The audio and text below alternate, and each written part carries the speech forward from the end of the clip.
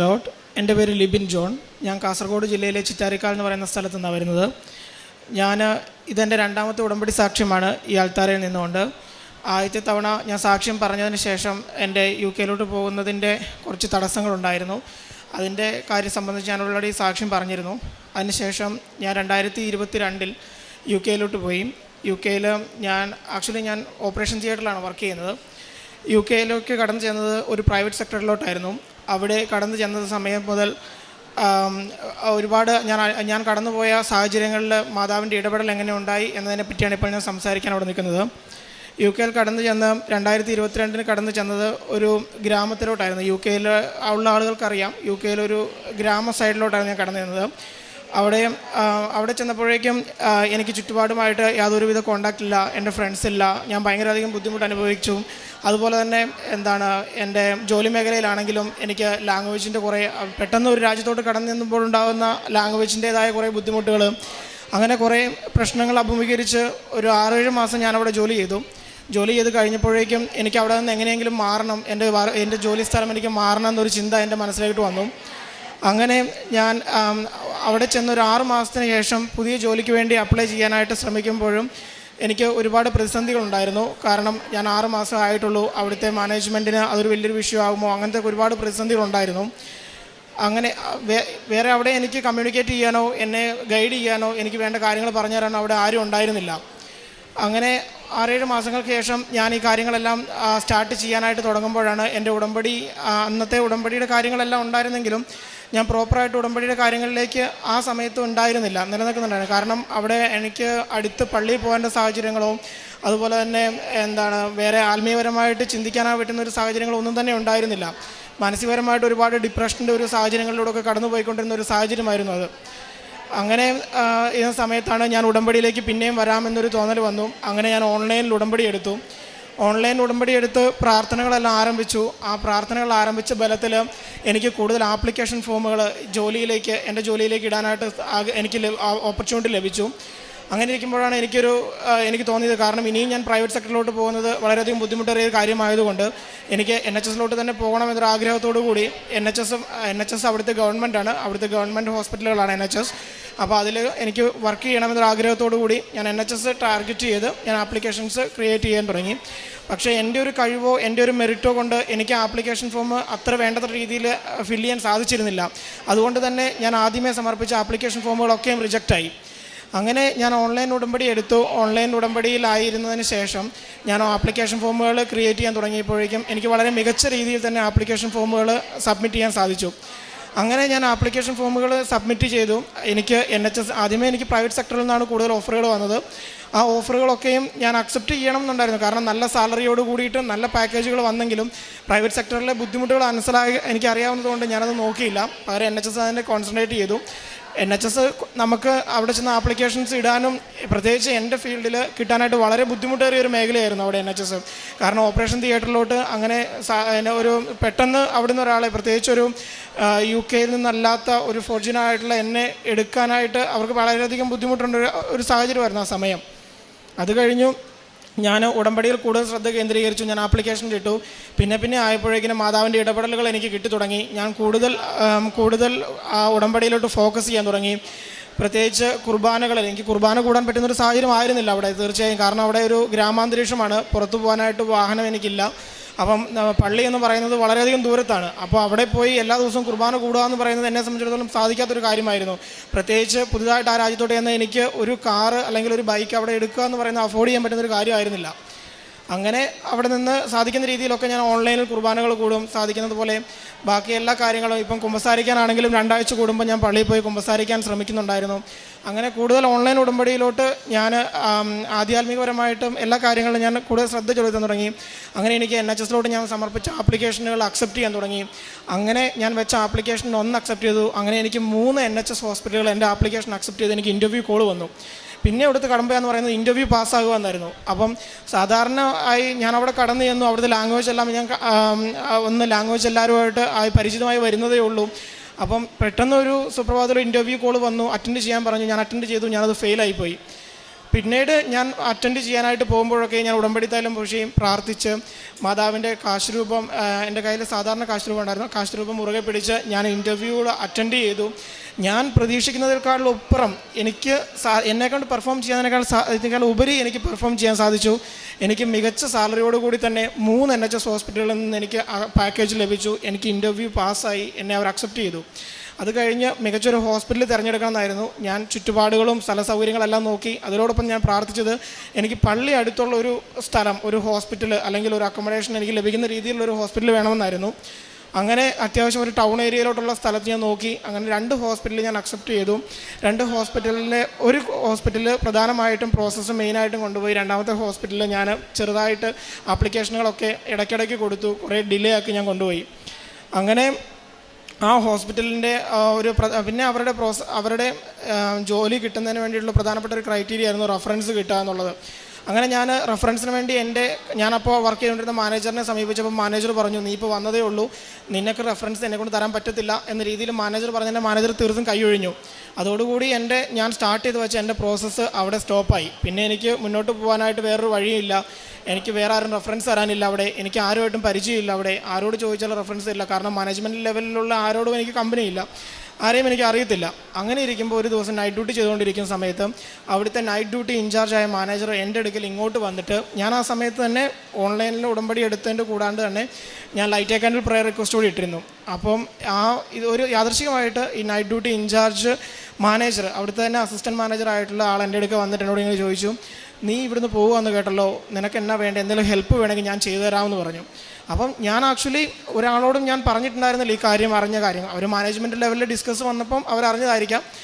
ഞാൻ പക്ഷേ ഇവരോട് സമ്മതിച്ചു, ഞാൻ പോകുന്ന കാര്യം സമ്മതിച്ചു. ഉടനെ തന്നെ അവരെന്നോട് പറഞ്ഞു, നിനക്ക് വേണ്ട റെഫറൻസിൻ്റെ കാര്യങ്ങളൊക്കെ ഞാൻ ചെയ്തു തരാമെന്ന് പറഞ്ഞു. അപ്പോഴും ഞാൻ ഭയങ്കരമായ രീതിയിൽ മെൻ്റലി സ്ട്രെസ്ഡാണ്. അപ്പം എനിക്ക് എന്താ പറയേണ്ടതെന്ന് അറിയത്തില്ല. അപ്പോൾ തന്നെ എൻ്റെ ഓൾറെഡി ഞാൻ സ്റ്റാർട്ട് ചെയ്ത് വെച്ച പ്രോസസ്സ് എല്ലാം ഡ്രോപ്പായി. NHSൻ്റെ ആപ്ലിക്കേഷനെല്ലാം അവർ വിഡ്രോ ചെയ്തുകൊണ്ടിരിക്കുകയായിരുന്നു. പെട്ടെന്ന് തന്നെ ഞാൻ ഒരുപാട് സ്ട്രെസ്സ് ചെയ്തിരുന്ന ഒരു NHSൻ്റെ ആപ്ലിക്കേഷൻ അവരെന്നെ ഇങ്ങോട്ട് കോൺടാക്ട് ചെയ്തു. എന്നോട് ഇങ്ങോട്ട് കോൺടാക്ട് ചെയ്തിട്ട് പറഞ്ഞു, നിൻ്റെ ആപ്ലിക്കേഷനുമായിട്ട് മുന്നോട്ട് പോകാൻ നിനക്ക് താല്പര്യമുണ്ടോ, ഉണ്ടെങ്കിൽ ബാക്കി പ്രോസസ്സ് കംപ്ലീറ്റ് ചെയ്യാൻ പറഞ്ഞു. അങ്ങനെ ഞാൻ റെഫറൻസിൻ്റെ കാര്യങ്ങളെല്ലാം കഴിച്ചു. അങ്ങനെ എല്ലാ പരിപാടിയും ഞാൻ ചെയ്തു. എൻ്റെ ജോലിക്ക് വേണ്ടിയിട്ടുള്ള എല്ലാ പ്രോസസ്സും കഴിഞ്ഞു. അവർ പിന്നെ എല്ലാം പെട്ടെന്നായിരുന്നു. എനിക്ക് അതുവരെ മുടങ്ങിക്കിടന്നിരുന്ന കാര്യങ്ങളൊക്കെയും പെട്ടെന്ന് ഏറ്റുവന്നു. ആ ഹോസ്പിറ്റലുകാർ ഭയങ്കര സ്ലോ ആയിരുന്നു ആദ്യത്തെ സ്റ്റാർട്ടിങ്ങിലെ പ്രോസസ്സൊക്കെ. അത് കഴിഞ്ഞപ്പോഴേക്കിനും എനിക്ക് വേണ്ടുന്ന ഓഫർ ലെറ്റർ, സ്പോൺസർഷിപ്പ് എല്ലാം അവർ തന്നു. അപ്പോഴേക്കിനും എനിക്ക് പിന്നെ വിസയ്ക്ക് അപ്ലൈ ചെയ്യണം. വിസയ്ക്ക് അപ്ലൈ ചെയ്യാനായിട്ട് എൻ്റെ കൂടെ ആരുമില്ല, നമ്മൾ തന്നെ വേണം വിസയ്ക്ക് അപ്ലൈ ചെയ്യാൻ. അപ്പം എൻ്റെ കൂടെ ഫ്രണ്ട്സ് ഇല്ല, എനിക്ക് കാര്യങ്ങൾ ഷെയർ ചെയ്യാൻ ആളില്ല. അങ്ങനെയൊക്കെ ഒരു ബുദ്ധിമുട്ടുണ്ടായിരുന്നു. ആ സമയത്ത് ഞാൻ ആദ്യമേ മാതാവിനോട് ഉടമ്പടി ഇട്ട് പ്രാർത്ഥിച്ച സമയത്ത് ഞാൻ പറഞ്ഞിരുന്നു, എനിക്ക് സെപ്റ്റംബർ 30 എനിക്ക് പുതിയ സ്ഥലത്ത് ജോയിൻ ചെയ്യണം. അതെങ്ങനെയാണെന്ന് അറിയത്തില്ല, എനിക്ക് സെപ്റ്റംബർ 30 ജോയിൻ ചെയ്യണമെന്ന് ഞാൻ പറഞ്ഞു. പക്ഷേ അത് ഞാൻ മറന്നുപോയിരുന്നു. ആ ഒരു കാര്യമേ അന്നത്തെ സമയം മറന്നുപോയിരുന്നു. അത് കഴിഞ്ഞിട്ട് ഞാൻ ഇതുപോലെ പ്രോസസ്സിൻ്റെ കാര്യങ്ങളെല്ലാം ആയി. അപ്പോഴേക്കിനും ഓഗസ്റ്റ് മാസം ആകാറായിരുന്നു. അപ്പോഴാണ് ഞാൻ ഓർമ്മ വന്നത്, സെപ്റ്റംബർ മാസം ഞാൻ അങ്ങനെ ചോദിച്ചിരുന്നല്ലോ എന്ന കാര്യം. ആ സമയത്ത് എനിക്ക് മുമ്പേ UK പരിചയമുണ്ടായിരുന്ന, UK ചെന്ന് ഏകദേശം ഒരു 10-20 വർഷം അവിടെ താമസ പരിചയമുള്ളതും അതുപോലെ തന്നെ ഇതുപോലെ ഈ റിക്രൂട്ട്മെൻറ്റ് മേഖലയിൽ വർക്ക് ചെയ്യുന്നതുമായ ഒരു ചേച്ചി എനിക്ക് അറിയായിരുന്നു.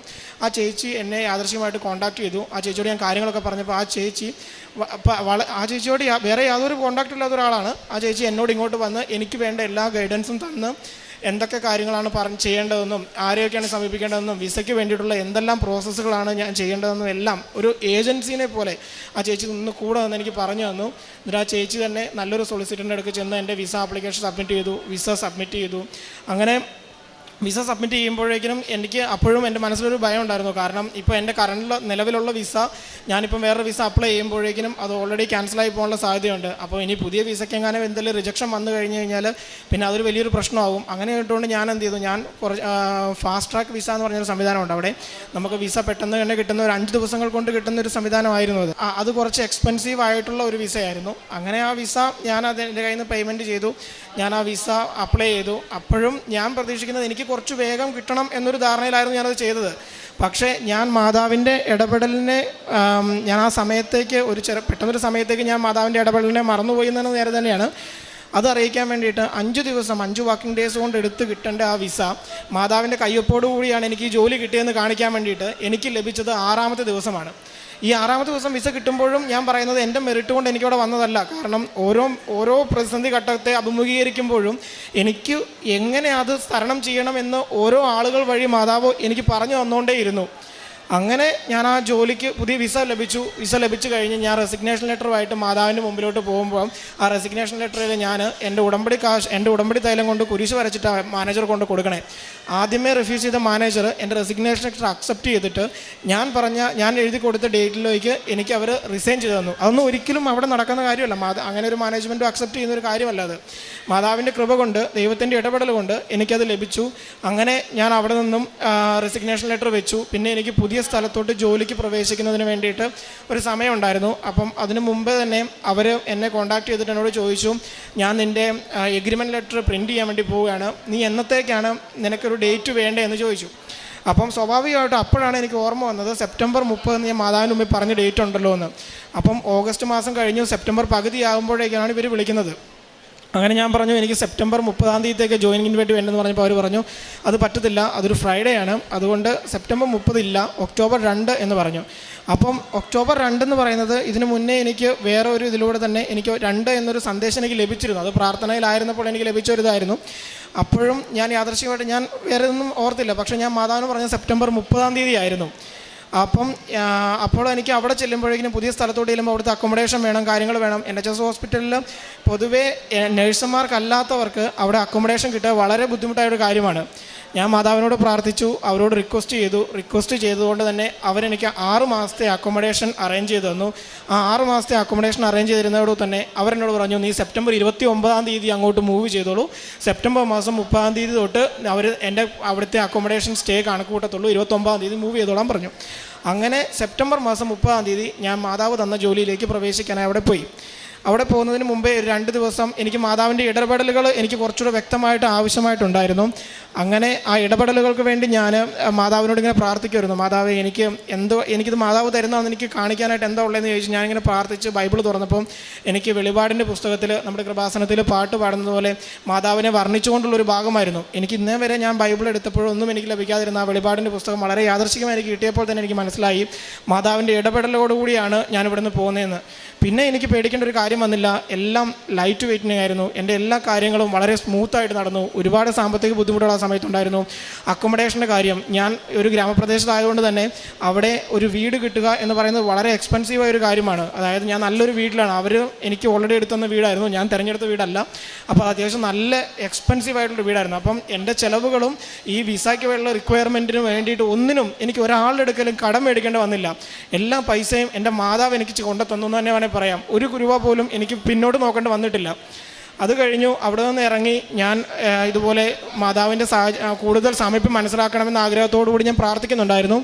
അതുപോലെ ഈ ജോലിക്ക് തുടങ്ങുന്നതിന് മുന്നേ ഞാൻ ലണ്ടനിൽ ഇതുപോലെ എൻ്റെ ഒരു ഫ്രണ്ടിൻ്റെ വീട്ടിൽ അവിടെ ഒരു റാൻഡമായിട്ടൊരു പള്ളിയിൽ ഞാൻ പോയി. ഒരു ദിവസം വൈകിട്ട് കുർബാന കൂടാൻ വേണ്ടി പള്ളിയിൽ ചെന്ന് കഴിയുമ്പോഴേക്കും അവിടെ ഇങ്ങനെ കുറച്ച് കൃപാസന ന്യൂസ് പേപ്പറുകൾ അവിടെ ഇരിപ്പുണ്ടായിരുന്നു.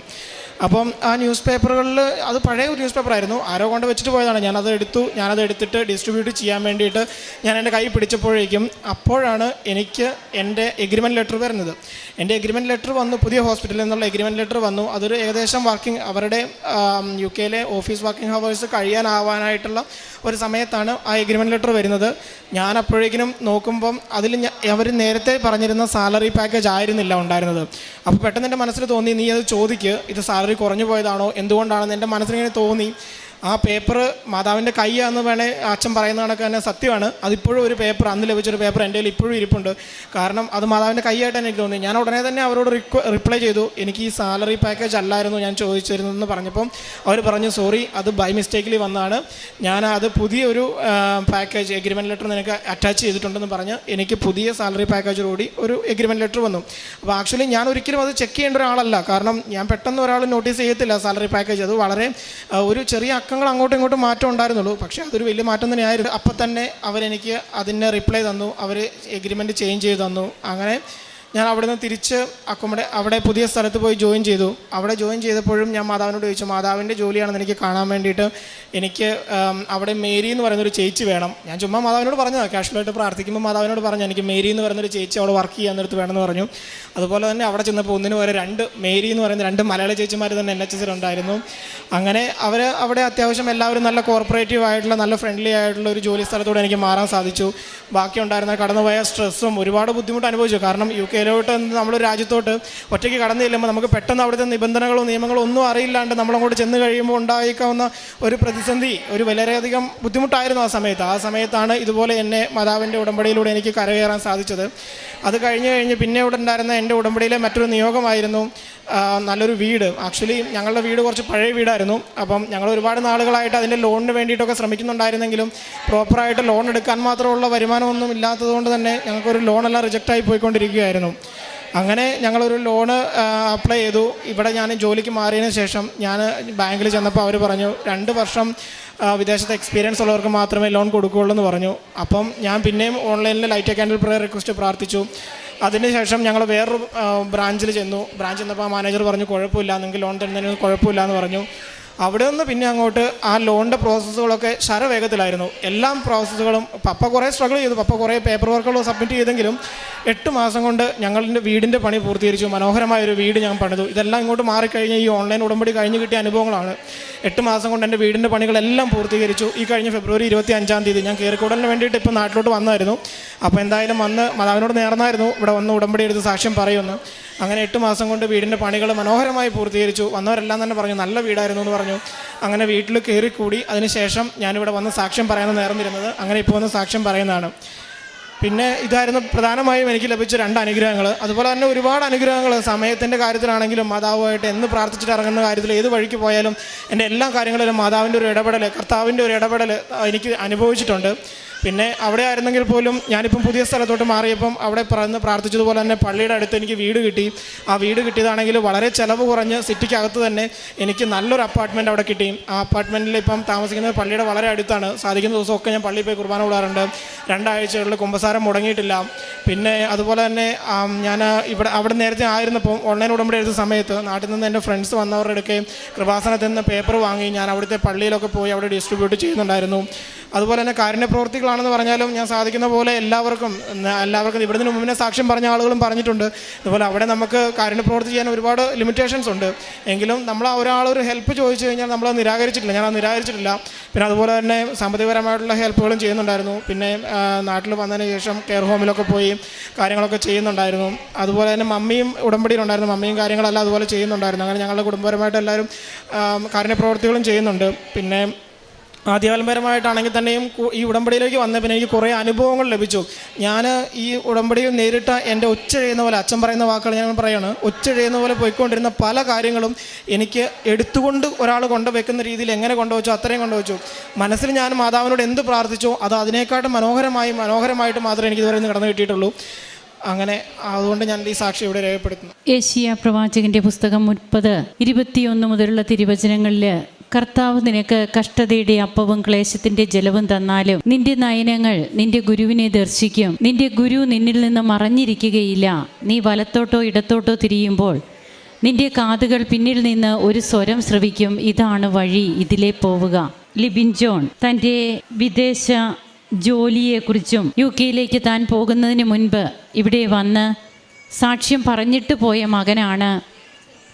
UK-യിൽ ചെന്നതിന് ശേഷം തനിക്ക് കിട്ടിയ ജോലി അതെത്രമാത്രം ബുദ്ധിമുട്ടേറിയതായിരുന്നു എന്നും താൻ പ്രതീക്ഷിച്ച പോലെയുള്ള ഒരു ജോലിയല്ല, പ്രൈവറ്റ് ഫീൽഡിൽ ഒരു ജോലി ലഭിക്കുന്നു.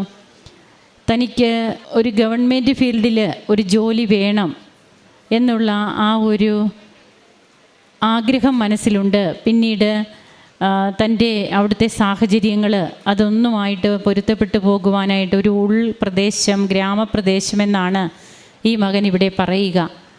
അപ്പോൾ UK-യിലെ ഗ്രാമപ്രദേശം എന്ന് പറയുമ്പോൾ അവിടെ നിന്ന് യാതൊരു സൗകര്യങ്ങളുമില്ലാത്ത സ്ഥലം. ഈ സാഹചര്യത്തിൽ ഓൺലൈൻ ഉടമ്പടി, light a candle prayer request, ഇതിലൂടെ വീണ്ടും ഉടമ്പടി ബന്ധം, കർത്താവുമായിട്ടുള്ള ഉഭയകക്ഷി ബന്ധം അത് വീണ്ടെടുക്കുകയാണ്.